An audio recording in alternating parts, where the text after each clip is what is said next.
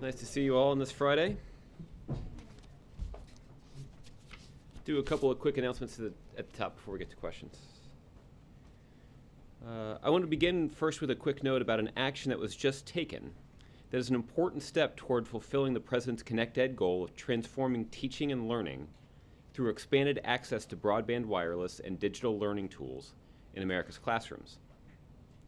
When the President first unveiled his ConnectEd initiative a little over a year ago, less than 30% of our schools reported having the high-speed broadband that they needed, and even fewer had access to wireless in their classrooms to make it truly valuable to the learning environment.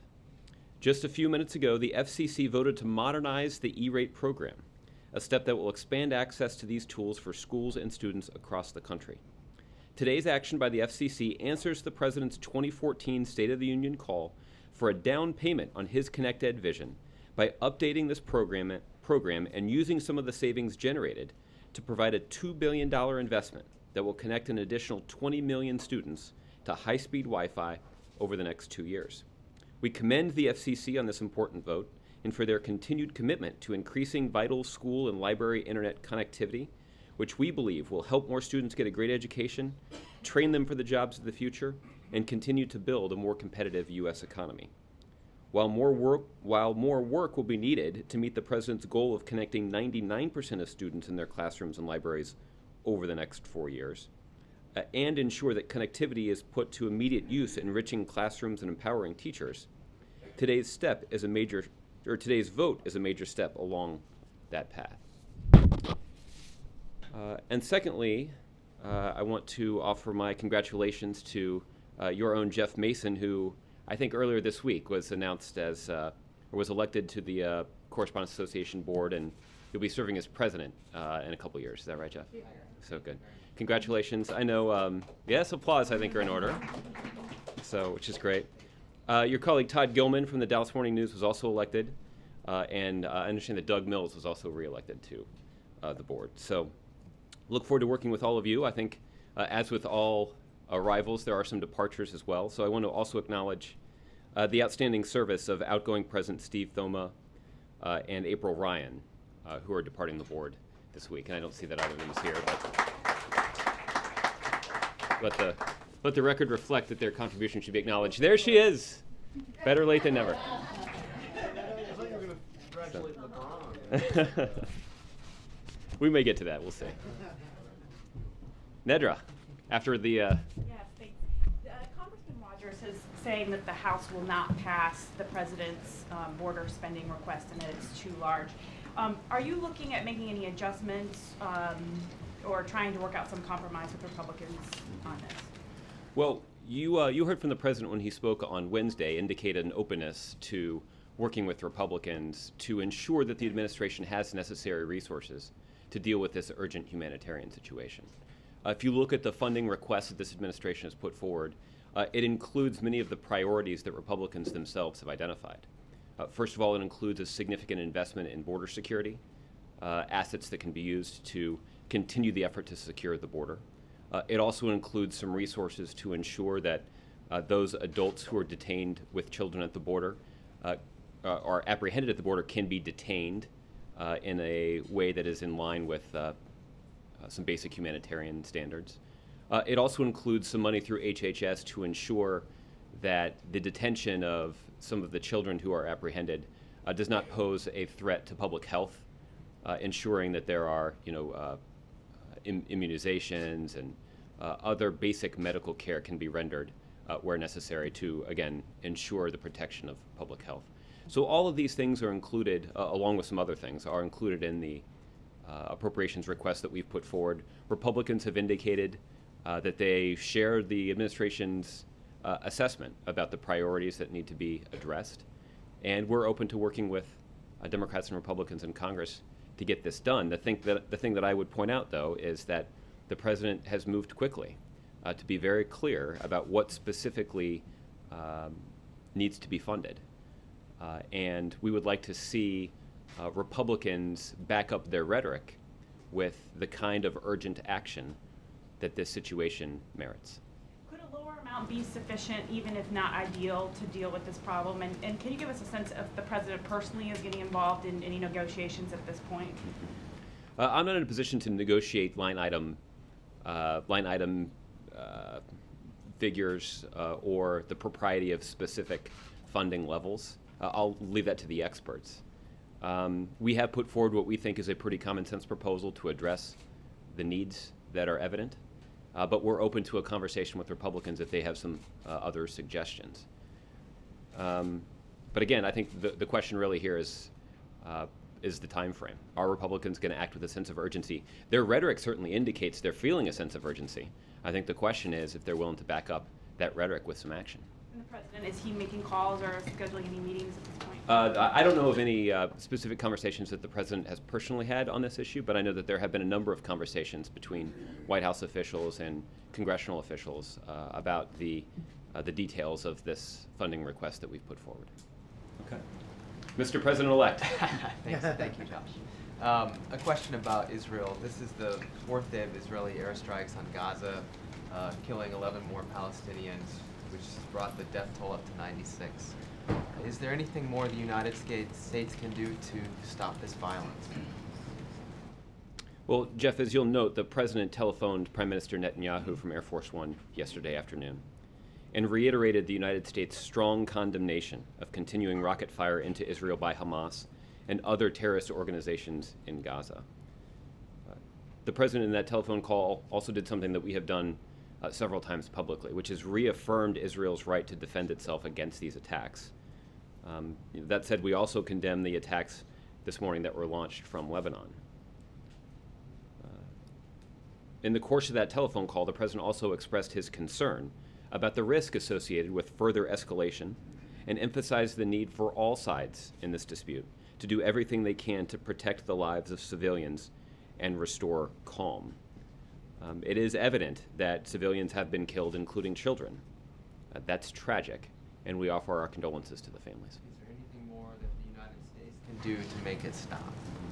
Well, as you noted, I assume you noted in the readout, the other thing that the president communicated to Prime Minister Netanyahu was a willingness on the part of the United States to try to play a role in facilitating de-escalation of the violence there. So there are a number of relationships the United States has that we are willing to leverage in the region to try to bring about an end to the rocket fire that's originating in Gaza and, as we saw this morning, in Lebanon. And we're interested in doing and taking the kinds of steps that we did about a year and a half ago in November of 2012 to facilitate a ceasefire and to try to get the situation back on the path of de-escalation. Okay, on a separate issue, is the White House concerned about financial stability in Portugal after the sort of eruption of problems with their largest bank there? I've seen the reports about some of the instability that was reported in this one particular financial institution in Portugal. I don't have any specifics to share with you from here, but I'd refer you to the experts over at Treasury who may be able to give you an assessment about any risk that may pose to Portugal's economy or even to the global financial system. But I can tell you that we're aware of the reports and monitoring the situation. And lastly, does the president have a favorite in the World Cup game on Sunday? And might it be wise for Germany to be that favorite?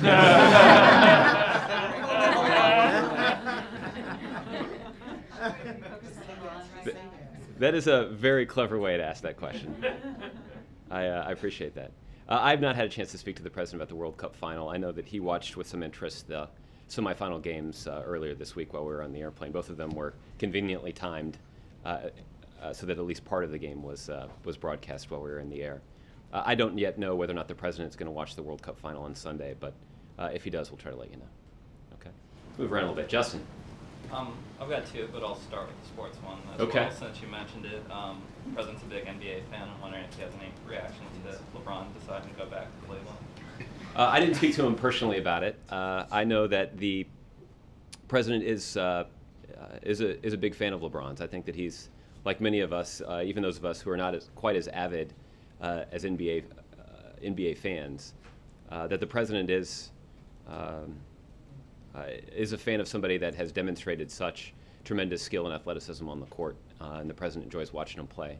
The president also has had an opportunity to meet him personally a few times, and the president does consider him to be a fine young man who carries himself with the kind of professionalism that that is really pretty impressive to see. The fact that he's made this decision, I think, is a testament to the kinds of values that he has incorporated into his life, and that he says that he's interested in instilling in his children. So I think it's a pretty powerful statement about the value of a place that you consider home. And then a little more seriously, I guess, on Darrell Issa has subpoenaed David Simas to appear. Yeah, I'm maybe not more sure that's seriously. very serious, but. But I'm wondering if you guys are planning to both comply with the subpoena, and if you guys have taken any steps. He's been really kind of hammering you for a few months on reopening the political office. Yeah. And the possibility of Hatch Act violations, which happened during the Bush administration. So if you guys have taken any steps since reopening the political office to prevent those sorts of things from happening. Well, Justin, I can tell you that, as you know, based on the frequency of conversations that we've had about this topic here and in other places, that we've been pretty forthcoming in describing the role of the Office of Political Strategy and Outreach. In responding to questions from reporters and from Congress, we've explained that the office operates in full compliance with the Hatch Act, and to date there's not even any suggestion, or let alone evidence, that we've deviated from the requirements of the Hatch Act.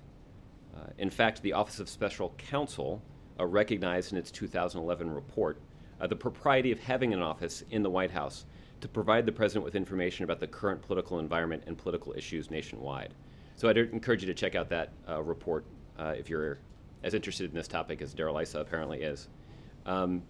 We have provided substantial information to Congress, and we're going to continue to cooperate with Congress to demonstrate our continued compliance with the Hatch Act. And the fact is that there's not really any evidence to indicate that there's a reason for Mr. Simas to appear before Congress. But for years there have been efforts between members of Congress and the White House to resolve these kinds of differences and to allow the legislative branch to perform the necessary function of oversight. So we're going to continue our dialogue with Congress and do our best to make sure that they're getting the kind of information and answers that they need when it comes to this matter. But again, I just want to remind you and everyone else who's covering this that there's not even a shred of evidence to indicate any cause for concern. So you don't plan to send them up right now, or it's just... Well, as you pointed out, while the news release was probably issued a few hours ago, we only recently received the subpoena, so we're still reviewing it. Okay, Isham. Oh, thank you, Josh. How confident is the president now after his call with Prime Minister Netanyahu that Israel will not resort to ground incursion in Gaza? Well, the United States has indicated on many occasions that Israel has a right to self-defense.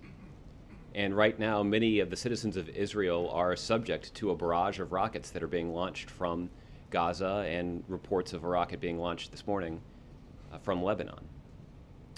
So we are going to continue to encourage both sides to pay maximum attention to the well-being of civilians and to do everything possible to try to restore calm. But at the same time, the Israelis have a right to defend themselves against these atrocious rocket attacks that we're seeing with increasing frequency. What steps has the president taken so far to initiate that proposal for a ceasefire with Hamas? Has he talked to any other countries in the region, because the United States really doesn't have direct contact with Hamas? Mm-hmm. Well, I don't have a lot of conversations to read you in on at this point. The White House is engaged in this effort, though. The administration is engaged in this effort, I should say. In addition to the president's call with the prime minister just yesterday, there have been a number of calls over the last several days between the Secretary of State and the Israeli prime minister. The White House coordinator for the Middle East region at the National Security Council, Phil Gordon, has been in the region for a few days, and he's been hosting meetings with both the Israelis and the Palestinians. So there has been a robust engagement on the part of the administration on this issue, and we're going to continue to do what we can to try to facilitate a de-escalation the conflict and violence that seems to be moving in the wrong direction right now. Okay, Cheryl. Thanks, Josh. And I know last night you called the Republican lawsuit against the president a stunt, but have your lawyers looked over the papers, and is there any legal merit to what they're charging? I don't know what documentation has been forwarded by House Republicans. The Rules Committee. Is there a draft? Well, I will say that we've been pretty clear about what our stance is, and that was the case with the statement that we issued last night as well. It is our view that this is nothing more than a taxpayer-funded political stunt, and it certainly doesn't reflect the priorities that so many Americans across the country would like to see their elected leaders in Washington focused on. This president is determined to do everything within his power, within the confines of the law, to expand economic opportunity for the middle class. That is the focal point of his domestic policy agenda, and it will continue to be the focal point of his efforts moving forward.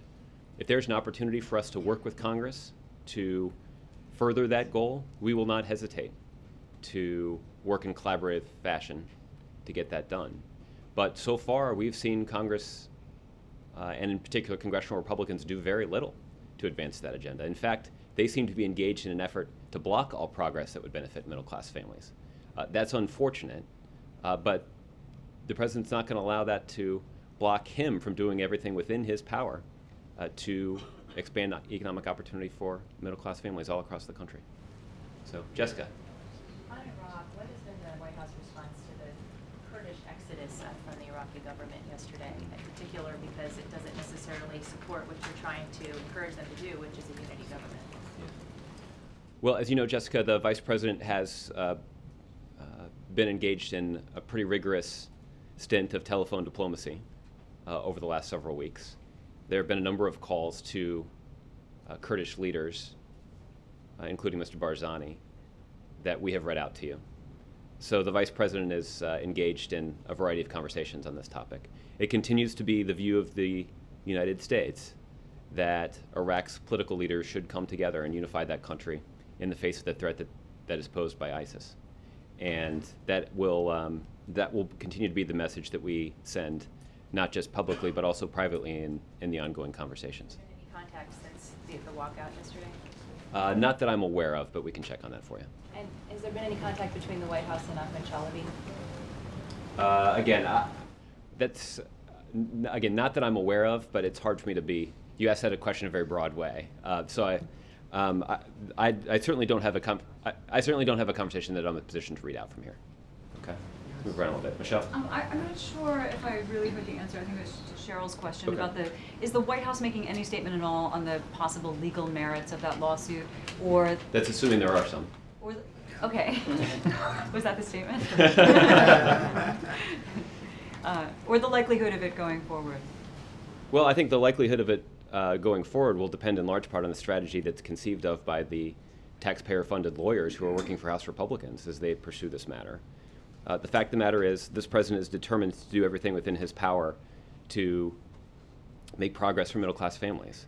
That includes implementing the Affordable Care Act in a way that maximizes the benefit to businesses and employees and middle-class families all across the country. So we feel very confident about the decisions that have been made along those lines, and we continue to be very disappointed by the fact that Republicans seem more interested in a taxpayer-funded lawsuit than they do the success of the Affordable Care Act. There have been some complaints out there that the White House has backed away from, on the supplemental request, backed away from wanting more discretion for DHS.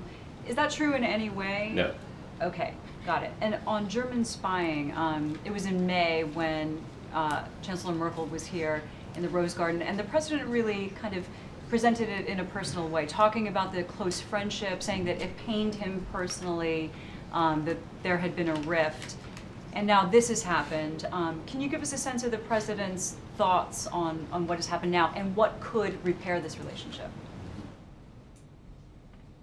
Well, Michelle, let me start by saying that allies with sophisticated intelligence agencies like the United States and Germany understand with some degree of detail exactly what those intelligence relationships and activities entail.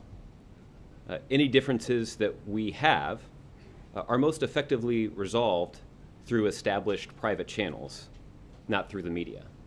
These private channels include regular discussions between intelligence officials, diplomatic officials, and national security officials from those two countries. So pursuing that dialogue through those channels is exactly what we're doing. And it's why I'm not in a position to speak with all of you about reports of our purported intelligence activities. As I've said for the last couple of days, this administration and this president strongly values the national security relationship between the United States and Germany. That relationship that includes extensive sharing of intelligence is critical to the national security of the United States, and it's critical to the national security of Germany. That relationship and that intelligence sharing is ongoing.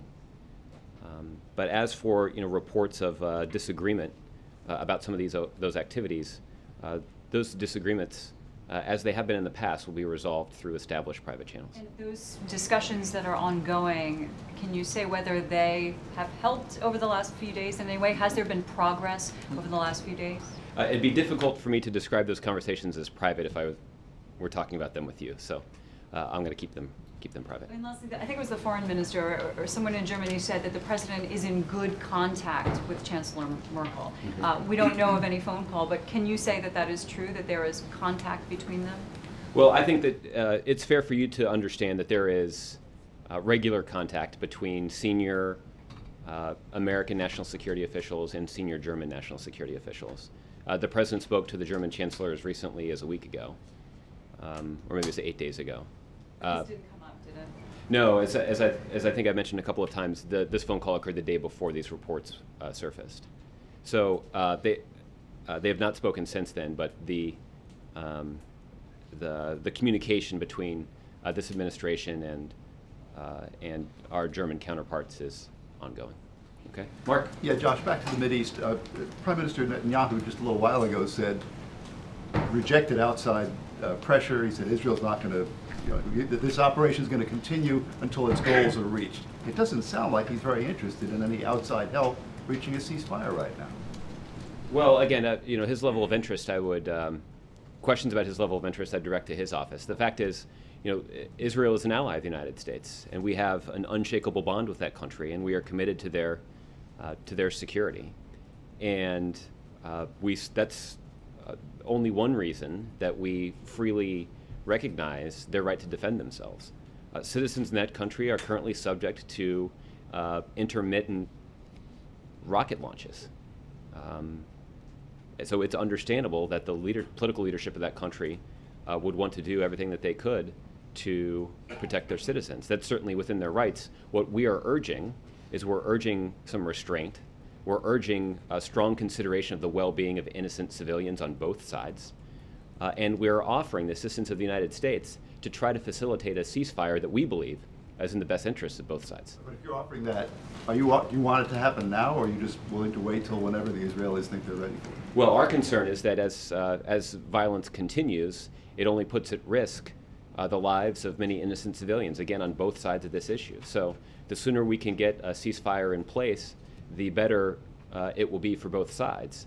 But again, ultimately, it is the responsibility of Israel's elected leaders to act in support of the defense of that country. And it's up to them to make the decisions that they believe are in the best interests of Israel's national security. Mike? Just a follow-up on all of that on Israel. Can you be a little bit more specific about what facilitate means in the context of the United States being willing to facilitate a ceasefire, and specifically, does the president intend to send Secretary Kerry as early as next week to the Middle East to try to do it at his level as opposed to some of the folks you mentioned before? Yeah. Well, Mike, we've encountered a similar situation as recently as a year and a half ago. Back in November of 2012, there was a similar dynamic at play where there were terrorist elements in Gaza launching rockets into Israel.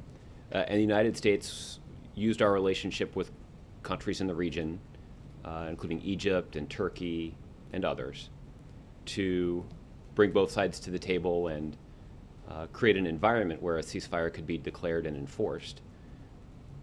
So we're looking to do something similar again. Each situation is unique. I'm not in a position to sort of list out all of the countries that would be involved, but there are countries that have been historically involved in this effort, and we believe that it continues to be in the interest of the United States, it continues to be in the interest of the Israelis and Palestinians, and it continues to be in the interest of countries throughout the region for us to de-escalate this conflict and put in place a ceasefire. And Secretary Kerry?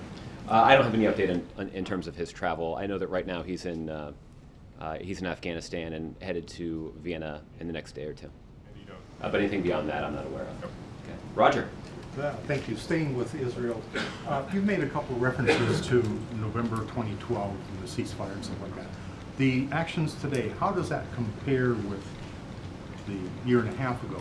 Is today more serious as viewed by the White House? I think it's difficult for me to make that assessment. I think what I would conclude is that our concerns are going to be serious anytime you see so many innocent civilians who are in harm's way. And frankly, right now, that's what we're seeing on both sides. So, the key here is for both sides to do what they can to take maximum concern for the safety of those innocent civilians. We certainly condemn the rocket fire that we've seen from Gaza, and that would be a good start to putting in place the kind of ceasefire that would de-escalate the situation and pull some civilians out of harm's way. Neither side seems to be listening. Well, we're certainly concerned that, as I think I mentioned earlier, that the violence that we hope will be de-escalated soon doesn't seem to be moving in the right direction right now. We're concerned about that. And we're concerned principally because there are so many civilians who are in harm's way in this situation, and we're hopeful that both sides will do what they can to ensure for the safety of those civilians. But again, we condemn this rocket fire that we're seeing. That is a danger to so many Israeli civilians, and that would be an important step in trying to de-escalate this conflict. Okay, Major. Josh, would you acknowledge that this situation with Germany has gotten worse during the week? Even though you have tried with as inoffensive language and opaque language as possible to keep it at a low level, it has gotten progressively worse all week. I don't think I would. A station chief being asked to leave and rearrangements of scheduled meetings, and as you indicated before, public discussion of things you'd rather keep in private channels. I mean, it's gotten off the rails this week, has it not? Well, there is a strong and enduring relationship between the United States and Germany when it comes to our national security and intelligence sharing. That relationship continues. That is it's an important part of ensuring for the stability and security of this country and our interests and allies around the globe. It's an important part of the German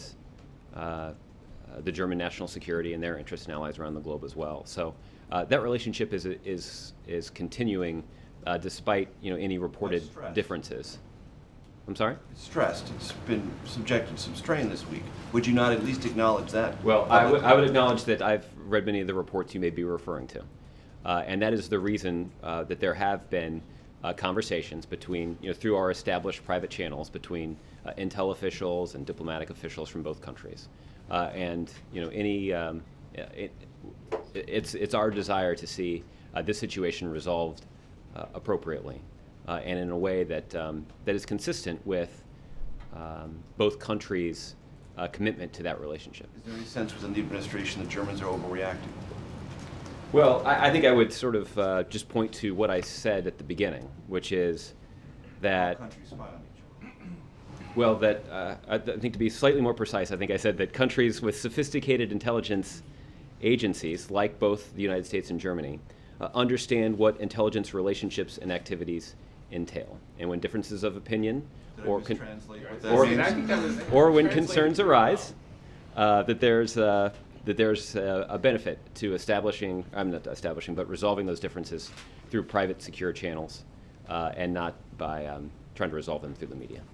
While the president was in Texas, Governor Perry again made his pitch for 1,000 National Guard forces on the border. I talked to him afterwards. He said not only would that increase security, he acknowledged the fact that these unaccompanied minors are being apprehended. He doesn't dispute what the president says about that, but says as a symbol and as a means of telling Central American leaders and parents there, if the National Guard, augmented by Border Patrol and state troopers in Texas, are all there, it would send a visual message throughout Central America.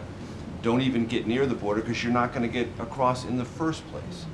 He's not arguing that in a sort of hostile way, he thinks. He thinks that's actually a genuine solution that ought to be seriously considered. What's your reaction? Well, he's entitled to his view. He's the longest serving governor of the state of Texas in Texas history. He is the governor of a state that has the longest border with Mexico. I think the simple question that I would ask, he's entitled to that point of view. I guess the question I would ask is, what would be better? 1,000 National Guard troops or 20,000 Border Patrol agents? For the symbolic reasons that he says are paramount in this circumstance, it seems to me that the 20,000 Border Patrol agents would be a better option. Which is why, if this is his genuine view, I would expect him to be an enthusiastic advocate for common sense immigration reform.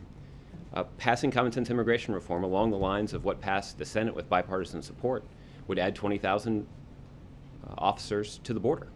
So even if it's only for purely symbolic reasons, as Governor Perry says, that seems like a pretty good path. And so we would like to see Governor Perry join the fight. You saw some pretty persuasive advocacy from Bill Gates and Sheldon Adelson today in the New York Times in the op-ed. I think Warren Buffett signed it as well, indicating the common sense benefits of comprehensive immigration reform. They didn't highlight the symbolic value of deploying additional resources to the border, but they chronicled what I think are a lot of the economic benefits to this country. Presumably, a lot of those economic benefits would be enjoyed by communities in Texas that aren't far from the border. So there are a whole host of reasons to support common sense immigration reform. If Governor Perry has settled on a new one, we welcome his support. But you know, and would acknowledge, Josh, that those 20,000 wouldn't be there at any time soon. They would be legislated, authorized, appropriated, and trained and deployed over a substantial period of time. I believe the window within the legislation is 10 years. His point is something needs to be done visually now, and also in a way that secures the border to reduce the incentive, real or unreal, imagined or completely concocted in Central America, that if you cross, you have a good chance of being able to stay. Can you address that? His contention is something needs to be done immediately, and you would acknowledge the bipartisan legislation passed by the Senate would not do that immediately. Well, no, but what it would do is it would be an enduring solution. Sending 1,000 National Guardsmen to the border is not an enduring solution. That is almost by definition temporary. So if we really, again, if we're into symbols here, and if symbolism is what we're looking for, the best symbol that we could send is to authorize the deployment of 20,000 additional law enforcement officials to the border. Keep in mind, this is on top of the historic investment that's already been made under this president's watch in the border. There are more resources and boots on the ground along the border than at any other time in our nation's history. So again, a permanent solution is one that would have extraordinary economic benefits, as highlighted by Warren Buffett and Sheldon Adelson and Bill Gates this morning. If there's symbolic value that Governor Perry sees, then we certainly would welcome him getting on board and making that case. Can I follow that, Josh? John, I'll get back to you. On the border, in congressional testimony yesterday, Secretary Jay Johnson said that the number of unaccompanied minors crossing could reach 90,000 by the end of the fiscal year. That would suggest absolutely no slowing of the flow. Have you seen him? The president's been out now for over a week urging families in Central America not to send their kids. Other officials have. You've had an effort on this, a vocal effort on this. Have you seen any indication that any of it is working to slow the flow of unaccompanied minors crossing the border illegally? Well, John, I'm not in a position to talk about sort of the day-to-day numbers that we're seeing, but you must know the day-to-day numbers, though, right? I mean, well, I've gotten some briefings about some of the metrics of these things. This is obviously a complicated thing to tabulate, right? We're talking about a large sector of our border with Mexico, and there are efforts, obviously, on a 24-hour basis to apprehend people as they come across the border. what we're focused on right now is making sure that people understand the risk that they are subjecting their children to if they decide to send them on this journey. They're often transported by criminal networks. That's one of the things the president has sought in his supplemental, or in conjunction with this, or at the same time as a supplemental request, is additional authority to crack down on some of these criminal networks. The facts are clear about the risk that these children are facing when they try to make this trip. I understand, but I asked very specifically, are you seeing, you don't need to give me specific numbers, Yeah. are you seeing any indication that anything that you are doing right now has had any impact in bringing this flow of illegal immigration across the border? I think what I would say is to assess that impact, we shouldn't just be looking at the day-to-day numbers, we should be looking at the longer-term trend. And the fact is, as you point out, Bad, right? well, I think right now what we're seeing is a situation where there has been a spike. What are we going to see in the weeks ahead? I don't know. We're certainly doing everything that we can right now to try to stem that flow. What we'd like to see are additional resources from Congress so we can maximize the effort that's necessary to stem this flow and to try to both apprehend those who are at the border, detain those who are apprehended in a humanitarian fashion, but also to address some of the root causes of this illegal migration. And on the German spy matter, I understand clearly there's very little you're able to say about this. Can you at least confirm for me that Germany has said that they are expelling the CIA station chief, the U.S. CIA station chief in Germany? Yeah. Well, I've seen those reports. So No, I mean, I've seen the reports too. I'm just Okay. asking, can you confirm Okay. that Germany is expelling the CIA station chief? Right. Well, when you're asking me specific questions about a specific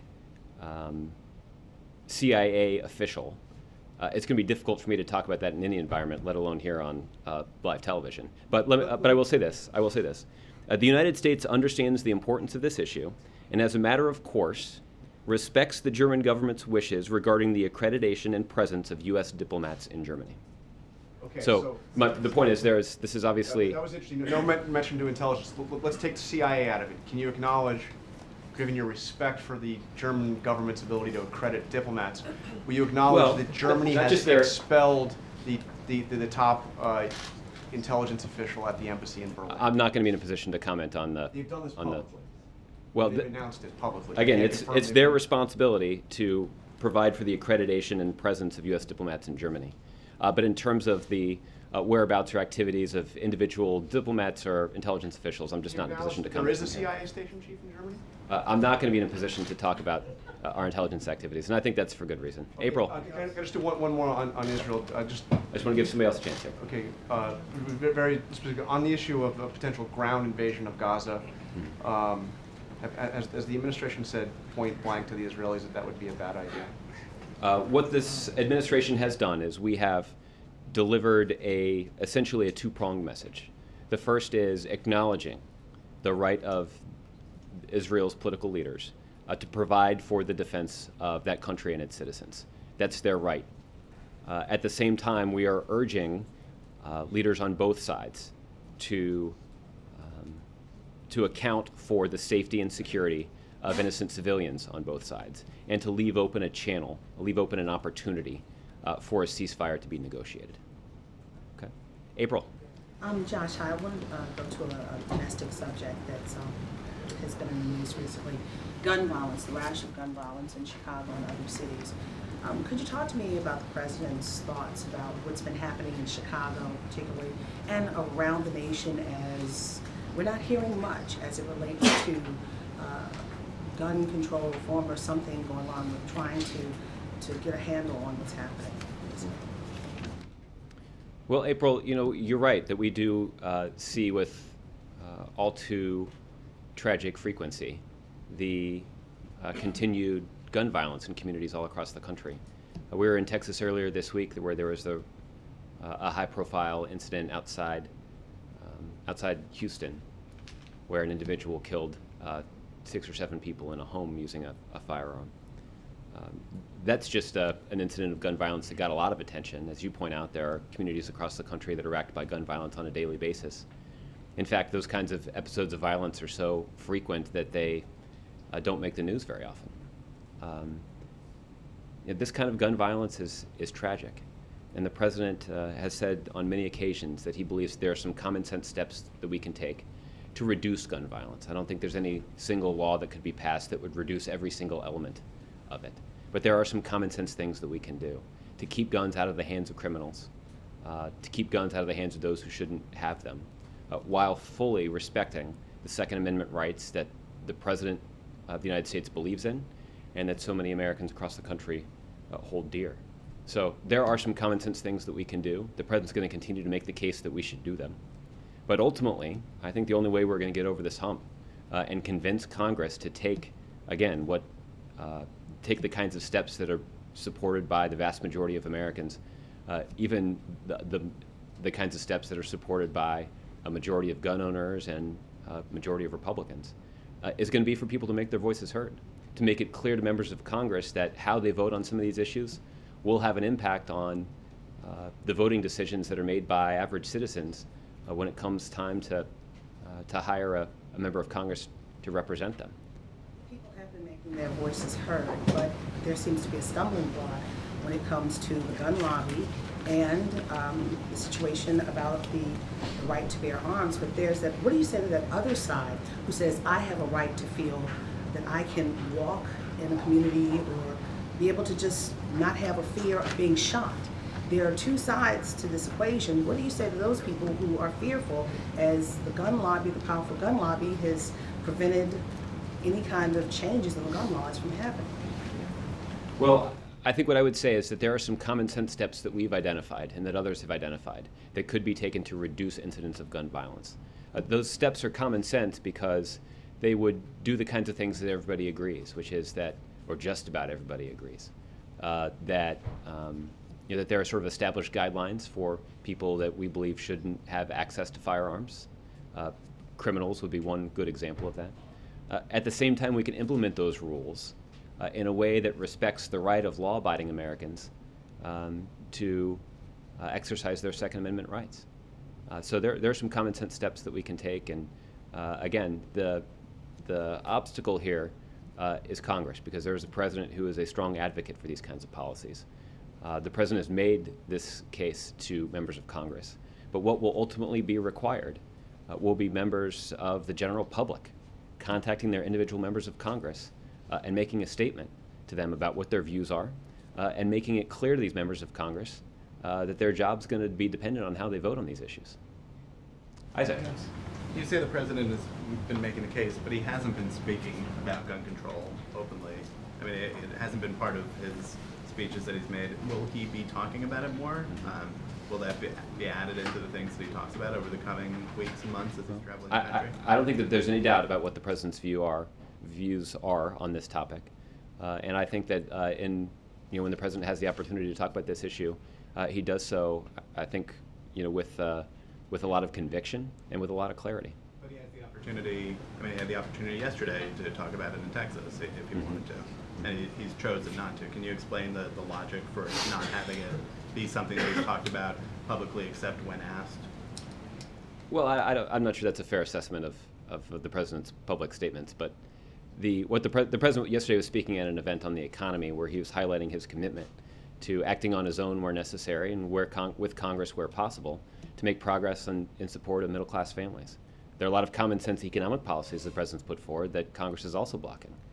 Yesterday, the president chose in his remarks to highlight those.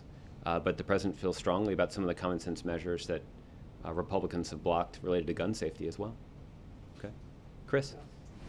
Yeah, let me ask you a little bit more to clarify about the 2008 law, because you have said, going back to the border issue, that the White House is open to finding ways, more efficient ways to enforcing the law. Nancy Pelosi has said that it's not a deal breaker, some of the Republican proposals that would change the law. Is the White House open to that, and can you talk specifically to the kinds of things the White House would be willing to look at that you think would improve the situation on the border? As it relates to that specific law? Well, what we have said is, I think Mara asked about this a little bit earlier this week, and the thing that I was trying to explain to her is that what we're focused on here are the results.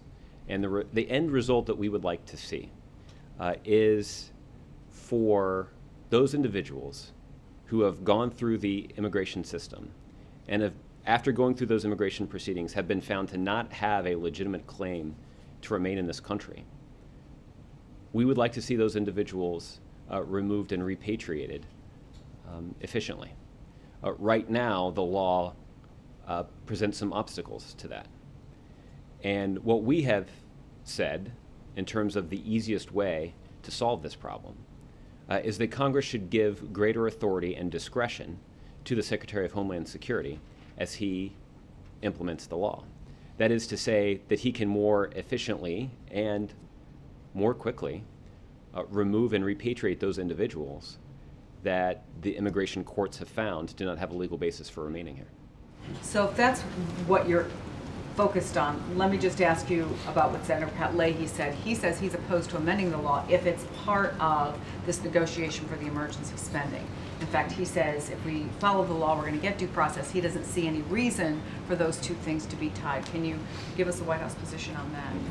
Well, there are a couple of things that we know that are preventing the efficient application of the law. The first is the bottleneck that has been created in the immigration courts system, that we've seen such a large influx of cases that the current system is bogged down. So one of the things that we've asked for are additional resources that could be used by I think it's through the Department of Justice, that additional judges and ICE prosecutors through DHS and asylum officials could be deployed to expand the bandwidth of the immigration system so that we can more quickly and efficiently process the legitimate claims where they exist, but also consider the claims of those who ultimately are found to not have a legal basis for remaining in this country. That making that system work more quickly is an important part of dealing with this difficult humanitarian situation.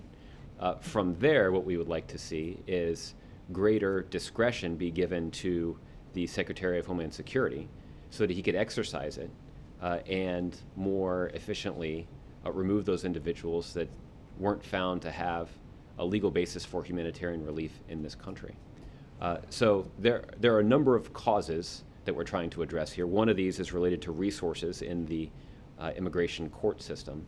The other is related to the ability of the Secretary of Homeland Security to remove those individuals who are found to not have a legal basis for remaining in the country. Josh, that's different from a week ago when you were saying you would change the law so that people could be removed before there was a court case. Now you're saying you want assets to remove people after a court case. I'm just not sure of the answer to the question to what Pat Leahy said, response specifically to what Pat Leahy says. He opposes amending the law through this emergency spending bill.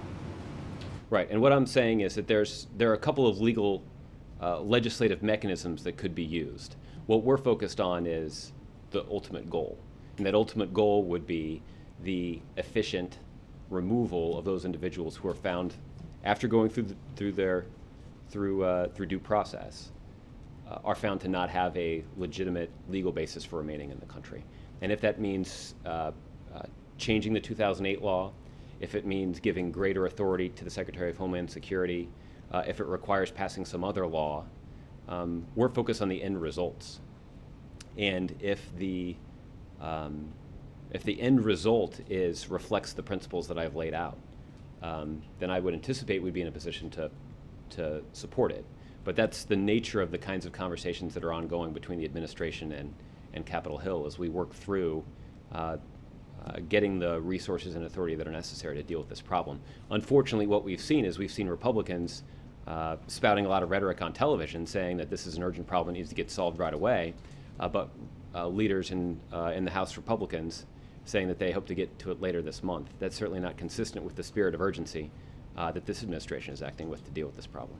Yes. Okay. Wendell, you've said that the 2008 law makes it difficult to deal with this problem, but is it not also true that the 2012 DACA executive order contributed greatly to this problem, since the child migration doubled that year, that fiscal year, doubled the following fiscal year, and is on track to double in the current one? Either misrepresentation or a misunderstanding of the DACA executive order, but certainly it seems to have played a part.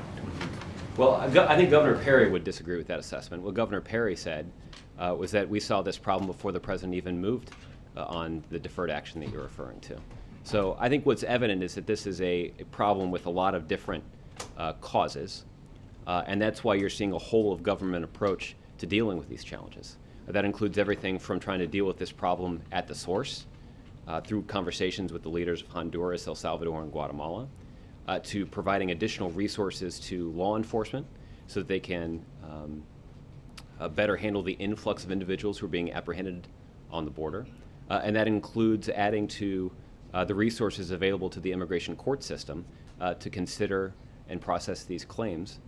We have asked for additional authority to crack down on the criminal networks and human trafficking organizations that are obviously playing an important role to making this problem such a dangerous one. So there is a lot that this government, that this administration is focused on to address this situation. Again, what we'd really like to see is a similar sense of urgency from Congress. Right now, all they're saying is that they hope to get to this later this month. I guess they're more focused on lawsuits than on actually trying to solve problems. Also characterize this as parents in Central America essentially trying to get their kids out of a high crime situation. Mm-hmm. But how much is this caused by people in this country, perhaps illegally, sending for their children, since they'd be more likely to afford the costs than those parents in Central America? Well, I think what we've made clear to parents in this country and in parents in Central America is that they should not send their kids on that journey. There are a couple of reasons for that. One is that journey, even if they're not making that journey in the company of a criminal, is very dangerous. We're talking about, I've seen reports that a lot of kids are stolen away in trucks or on the tops of trains. Ultimately, that also includes a trip that is a long walk through the desert. And there are tragic consequences for making these kinds of dangerous decisions and dangerous trips. The danger is obvious, but do you know how much it's parents calling for their kids versus parents pushing them? It's hard for me to make that assessment from here. Suffice it to say, that's why we're trying to send a message to parents in both locations to be very clear about the fact that they should not send their kids on this dangerous journey, and that even if they were to not take the advice of the U.S. government and to send their kids on this journey and they're apprehended at the border, that if those kids are not found to have a legal basis for remaining in the country, that they're going to be sent back. And on the situation in Germany, the foreign minister says he wants to reinvigorate the U.S.-German relationship on an honest basis. Those are his words. Mm-hmm. Does the U.S. have a role in that? Well, the U.S. is committed to the strong partnership that exists between our two countries. And I've said a couple of times now that it is our view that a strong cooperative partnership with Germany when it comes to national security and intelligence matters is critical to our own national security. So is that a yes? It's a expression of commitment on the part of this administration and on the part of this country to protecting and strengthening the ongoing relationship with Germany as it relates to a wide range of national security and intelligence matters. I'll take it as a yes. Mark? Josh, on the Middle East, is it not something of a contradictory statement to defend Israel's right to defend itself and at the same time call for restraint? No, it's not a contradiction. I think it's a reflection of how complicated this situation is. But this is a situation that we've been dealing with for some time, and frankly that a couple generations of U.S. leaders have been dealing with. These are complicated times, and there is no doubt that the United States stands with Israel as they confront these threats. But at the same time, we also have a concern for the well-being of innocent civilians on both sides. That's why we believe it's in the interests of both sides to seek a ceasefire that would de-escalate the conflict and take so many innocent civilians out of harm's way. Is there a point at which the U.S. might deem the Israeli self-defense as going too far? Well, I'm not going to. I wouldn't speculate about sort of future activities on the part of the United States or on the part of Israel. Suffice it to say, we're going to continue to urge both sides to take maximum restraint when it comes to the well-being of innocent civilians. And the easiest way to do that would be to try to broker a ceasefire from both sides. let me just say that it's important for us to recognize that there are innocent Israeli civilians who are subject to a barrage of rocket fire, almost around the clock, if you, according to news reports, and to some of your colleagues who are in that region and reporting from there. So this is, our concern for civilians is urgent at this point, and that reflects the kinds of conversations that senior U.S. officials have had with leaders on both sides of this issue. And one question on photo ops. Did President Obama really mean it when he said, "I have no interest in photo ops"? His view is that solving problems is most important. And solving problems is what somebody who's exhibiting leadership is focused on. And that's what the president was doing when he was in Dallas on Wednesday. It's also what the president has been doing over the last several weeks. He has made the decision to shift resources from the interior to the border. He's put forward this specific line item request for resources from Congress that could address this urgent problem. He sought greater authority for the Secretary of Homeland Security to repatriate those individuals that don't have a legal basis for remaining in the country. He sought greater authority from Congress to crack down on the human trafficking networks that are fomenting so much of this problem. These are concrete steps the president has taken. They may not make for attractive pictures, but they are concrete steps that are critical to addressing this issue. I think this stands in pretty stark contrast to the approach that's taken by some folks on the other side of this debate. What we see on the other side are individuals that are so concerned about photo ops that they're not really paying attention to any solutions. They're certainly not contributing to them. How many Republicans have we seen go on cable television and profess their commitment to increasing border security? I would humbly suggest to them that being photographed talking about strengthening border security is a lot less important than actually placing a vote on a piece of legislation that would do exactly that. And I think that's the point the president was making. But he's not pained about every photo op that he does, right?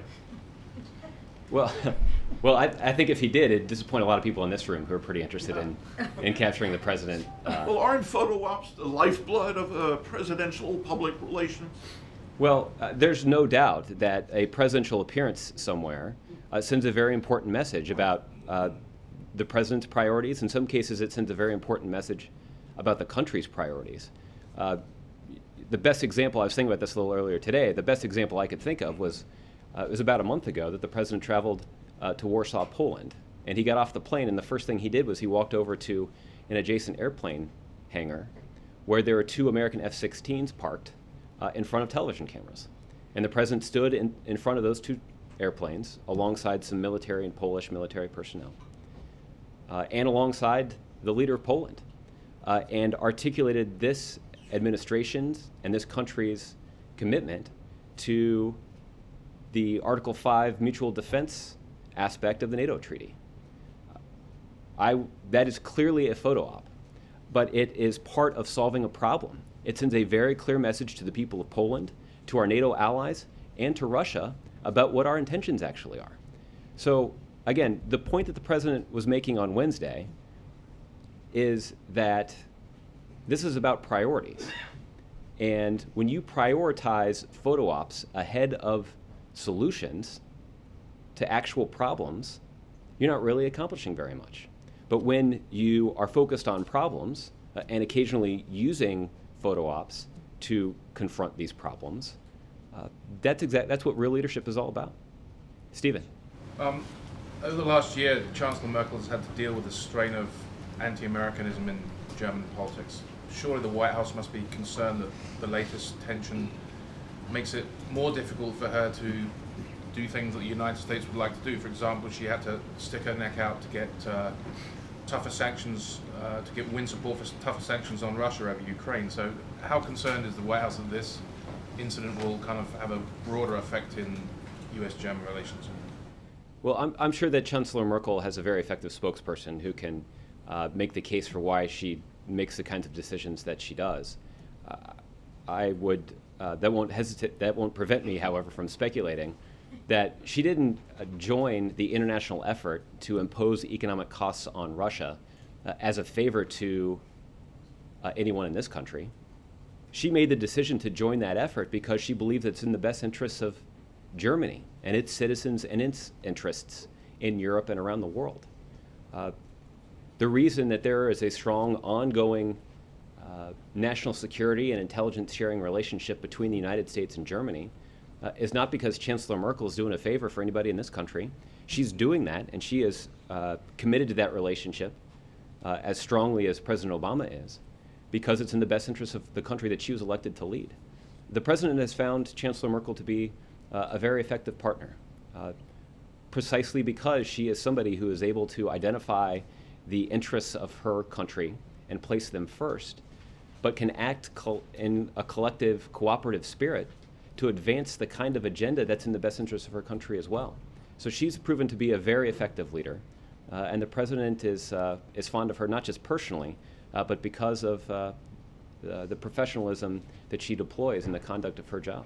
Based on what you said earlier, would it be fair to interpret your words as saying the US believes that Germany has perhaps done too much or spent too much time trying to resolve this issue through the media and not private channels?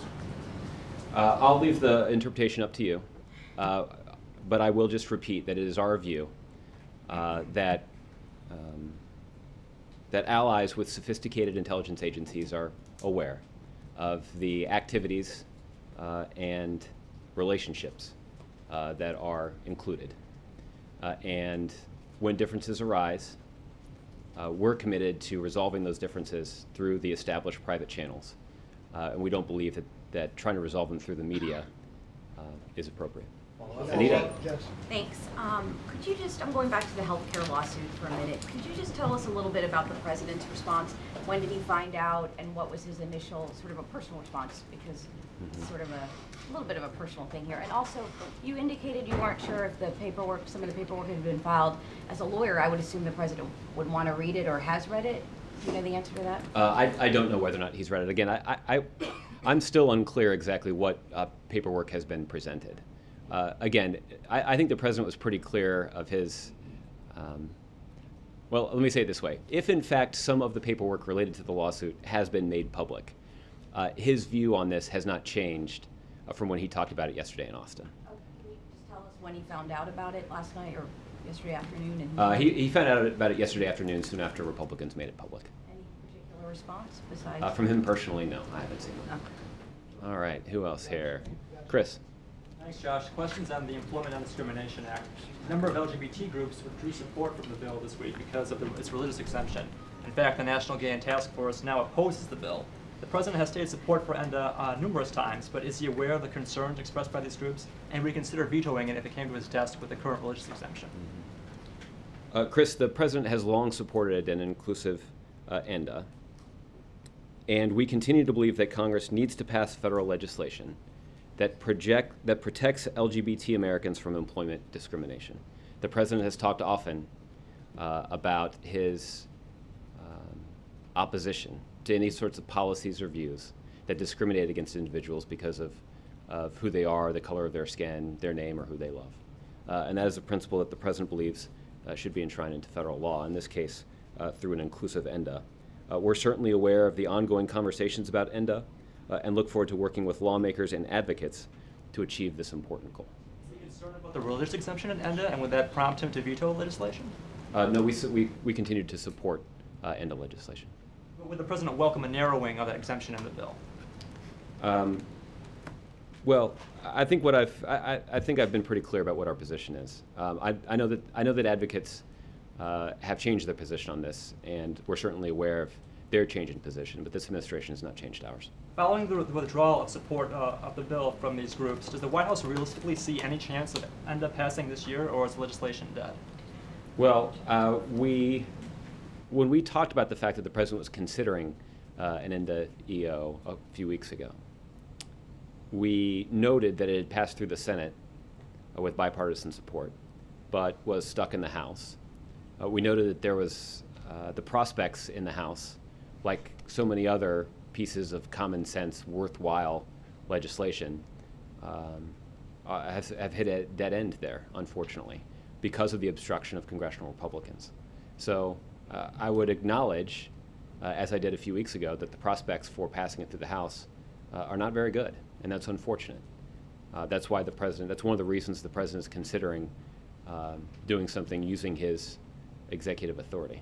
Amid this controversy, a number of groups, including the Human Rights Campaign, have endorsed the idea of a more comprehensive bill that, in addition to employment, would cover public accommodations, housing, and credit. Would the president support such legislation? We'd consider it, Chris, but I'm not personally familiar with it. And finally, one last question. Yes. With the objections to the rules exception and ENDA on the table, are you in a position now to rule out the possibility of a similar rules exemption appearing in the planned executive order barring anti-elder discrimination among federal contractors? I'm not prepared at this point to talk about any of the contents of any executive order the president may sign in the future. Thanks, Josh. Okay. Victoria, I'll give you the last one, then we'll do the week ahead. About 3/4 members of the House of Representatives wrote to the president yesterday saying that they want to be involved in and have input into any lifting of sanctions on Iran because they were involved in the putting of sanctions on Iran. What is the president's position on that? Well, as of right now, I think that's putting the cart before the horse. What we are currently engaged in is working through the P5+1 process to, in pursuit of ensuring that Iran does not acquire a nuclear weapon. The international community has significant concerns about Iran's development of certain nuclear capabilities. And we've made some progress in the form of constructive conversations with the Iranians and other members of the international community to try to resolve those differences. There is, as you point out, a looming deadline later this month for resolving some of those differences. But we are, and there continue to be some substantial differences. But we're working through them. As I think I mentioned earlier, Secretary of State John Kerry is headed to Vienna in the next day or two to try and move that process along. But this is an important priority. As I mentioned earlier, or maybe I didn't mention earlier, but I should have mentioned earlier, is that this administration does believe that Congress has been an important partner in this effort, that it's because of the unprecedented sanctions regime that's been implemented in close consultation with our partners. That's what ultimately brought Iran to the table. And we have had some constructive discussions with them about this, but substantial differences remain, and we're working through those differences and are going to do our best to work through those differences in advance of the July 20th deadline. No, my understanding is he's partly going because there's a real log jam in the talks in Vienna. He's going with the other foreign ministers to try and break through on that, and they've got the deadline looming on the 20th. If they don't reach that deadline, what's the next step? Well, the goal of the Secretary of State's trip is to gauge the extent of Iran's willingness to commit to credible and verifiable steps that would back up its public statements about the peaceful nature of its nuclear program.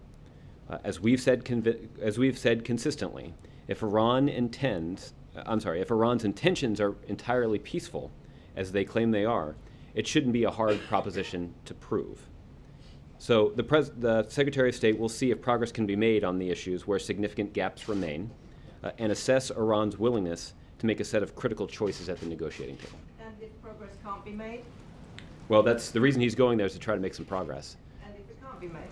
Well, let's not prejudge the outcome here. We're focused on making some substantial progress here, and there's a lot of work to do, and the Secretary of State is headed there to try to make some progress.